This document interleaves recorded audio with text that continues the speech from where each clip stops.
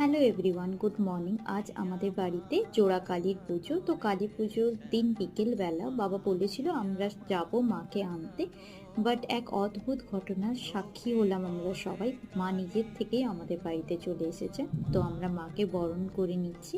এবার যেখানে আমরা ডেকোরেশন করেছি মাকে বসানোর জন্য, ওখানে আমরা মাকে বসিয়ে দিলাম।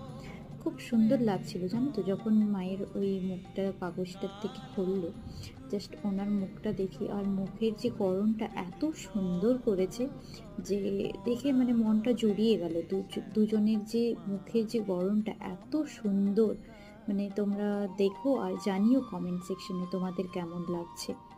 আশা করছি তোমাদেরও খুব ভালো লাগবে। তোমাদের সাথে আমি শেয়ার করে দিলাম আমার বাড়ির কালী পুজোর প্যান্ডেলটা কেমন হয়েছে। তো জানিও কেমন লাগছে। Thanks for watching my video.